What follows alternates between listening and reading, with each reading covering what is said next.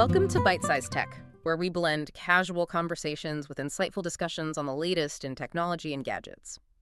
So we've spent the last week or so really digging through, well, just a mountain of stuff from the Snapdragon Summit 2025, press releases, reports, even some early benchmarks. Yeah, it is a lot. It really was. And it feels like Qualcomm is, I don't know, trying to plant its flag everywhere. We're talking cutting-edge AI PCs, new flagship phone chips, even pushing hard into serious gaming. So our mission today really is to cut through all that noise. We want to give you the key takeaways, the stuff you actually need to know about where mobile and PC processing is heading in 2026. Exactly. And what's really interesting, I think, is the underlying theme here. It's all about this idea of on-device agentic AI. Agentic AI. Yeah. Yeah, it's not just about making chips faster, you know. It's about making them smarter. Smarter in a way that they can actually handle complex multi-step tasks for you autonomously. Right. So it's like a fundamental shift in what we even expect a PC or a phone to do. Precisely. It changes the whole interaction model. Okay, so let's start with maybe the most out there announcement, the one that made me do a double take anyway. The Humain Horizon Pro. Yes. They called it an all-new agentic AI PC. Sounds incredibly ambitious. It absolutely is. And it's the first PC from Humain, that's the global AI company, established out of Saudi Arabia. Right. What's interesting is they actually used the previous gen Snapdragon X Elite for this launch, not the newest silicon. Oh, okay. Why is that? Well, I think it tells you the real story here isn't necessarily the raw chip speed. It's the software layer they've built on top. Which is this Humain One OS. Exactly. Now, technically, it runs on top of Windows on ARM. But visually, it completely ditches the standard desktop interface. You know, Windows, icons, taskbar, all gone. Gone. So what do you see instead? Humain calls it a unified adaptive interface. It's really designed for enterprise workflows, communication, and crucially, AI applications. Think task-focused tiles. Tiles, like on old Windows phone. Sort of, but more dynamic and task-oriented. Tiles labeled things like chat, generate image, knowledge retrieval, doc summarizer. Huh. So the idea is you interact with these AI agents through tiles rather than opening separate apps. That's the agentic part. A traditional OS waits for you to tell it exactly what to do step by step. An agentic system is designed to understand a complex goal, break it down, and execute it. It collaborates with you. Okay, I think I get it, but then there was that performance claim they made about the AI interface itself. Oh, the 100 times faster than human thought thing. Yeah, that one. I mean, come on. That sounds like pure marketing hype, doesn't it? It's definitely a head turner. And yeah, we have to be critical. It's almost certainly based on some very specific narrow benchmark, maybe NPU latency for a particular task, like pulling data from a local knowledge base. But look, even if the real-world advantage is, say, 10 times faster for certain things, not 100, it still shows how much faith companies like Humain are putting into the NPU, the neural processing unit, on these Snapdragon chips. That's the engine driving this local AI experience. Gotcha.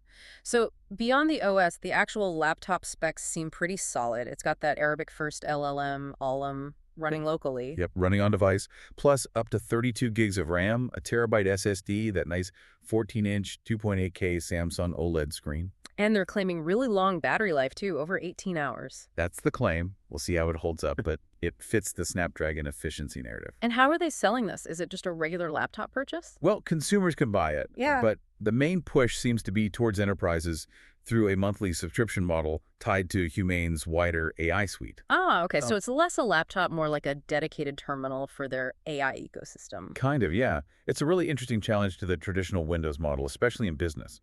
Definitely. Okay, speaking of challenging ecosystems, let's switch gears to something maybe more mainstream, but still really exciting.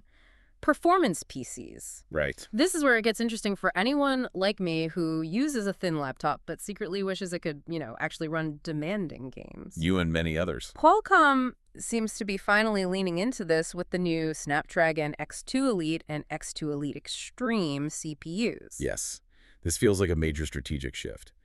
Kedar Condapt, one of their SVPs, explicitly called the X2 Elite Extreme Snapdragon's biggest advancement in PC gaming. So they're directly saying these aren't just for Word docs and battery life anymore. Exactly. They want high-end gaming, creative work, the whole package. And the specs they announced are, well, Aggressive. Aggressive how? An 18-core Orion CPU. Remember, Orion cores are Qualcomm's custom designs meant to go head-to-head with Apple's M series and Intel's best. 18 cores. Wow, how does that compare? Well, Apple's top M4 Max chip has, 16 cores, I believe? So coming out with 18, hitting peak speeds of 5.0 gigahertz, and claiming up to a 50% overall performance boost. That's throwing down the gauntlet. It really is.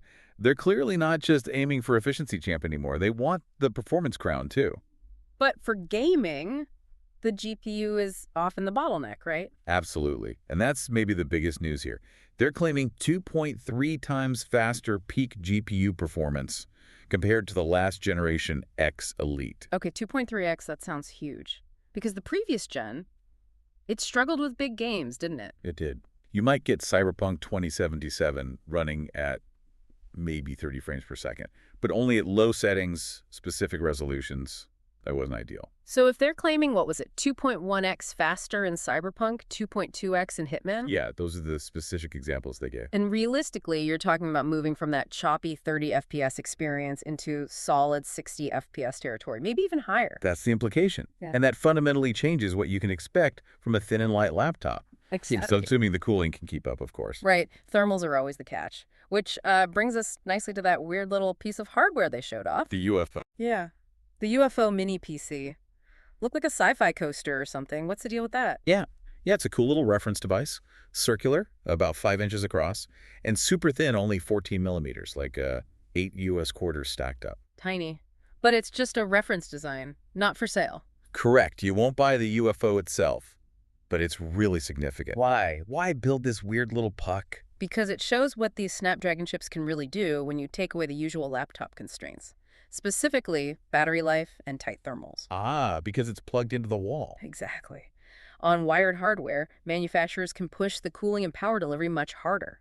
So the UFO lets Qualcomm demonstrate the peak sustained performance potential of the X2 Elite chips, especially for gaming. It proves the potential is real. Gotcha.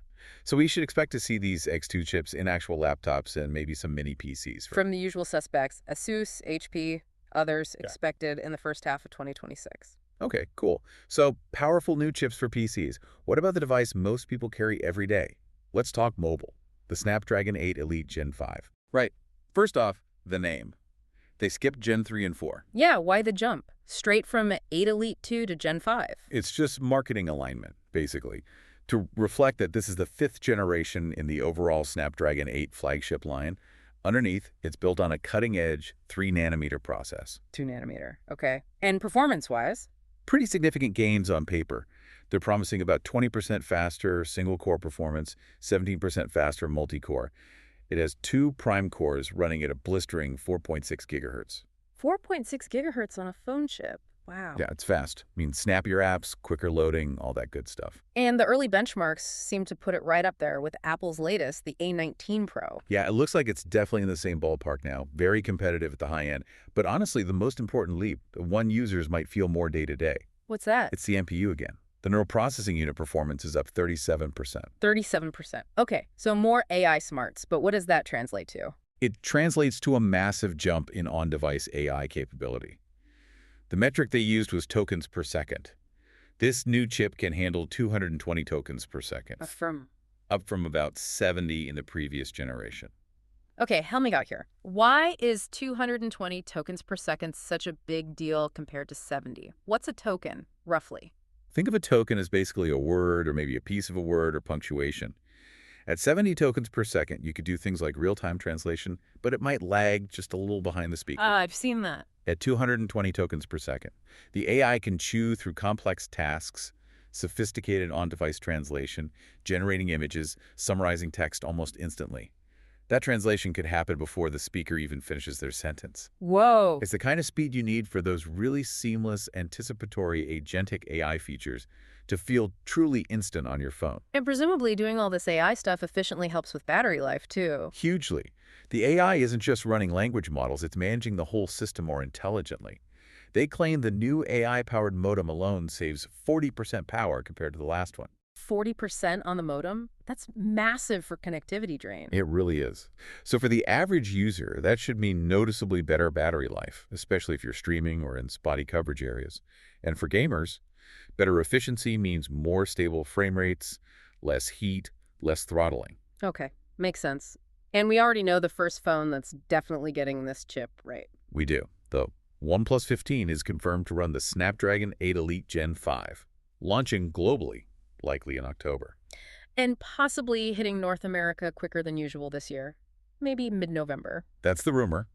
What's not a rumor, though, is the camera situation. Oh yeah, what's up with that? The OnePlus 15 marks the end of their big Hasselblad camera partnership, at least in the US. No more Hasselblad branding and color tuning. Apparently not for the US models, which means OnePlus will be relying much more heavily on computational photography, powered by that super-fast NPU we just talked about, rather than leaning on a traditional camera partner's expertise. Interesting. So a big test for their own image processing then. Definitely one to watch. Okay, so wrapping this all up, it really feels like a unified push from Qualcomm, doesn't it? Laptops, these weird mini PCs, phones, all getting hyper-optimized for efficient on-device AI and also high-end gaming. Absolutely. The theme is consistent across the board. Performance, efficiency, and intelligence all working together. Which brings us back maybe to that Humain Horizon Pro and the final thought for you, the listener. Yeah, think about this. If these specialized agentic AI operating systems like Humain One OS, designed around tasks using tiles, claiming massive speed-ups, really take off for productivity, will we eventually move away from the general-purpose window-based desktop we've used for decades? Could the future of getting serious work done involve interacting primarily with these dedicated AI agents instead of juggling applications? That's a really interesting question. Like, is the whole desktop metaphor reaching its limit in the AI era? It certainly makes you wonder how we'll be interacting with our computers in, say, 5 or 10 years. Something to mull over. Definitely something to think about. Well, thanks for tuning in to Byte-Sized Tech. If you enjoyed this episode, like, comment, share, and subscribe for more fun tech discussions.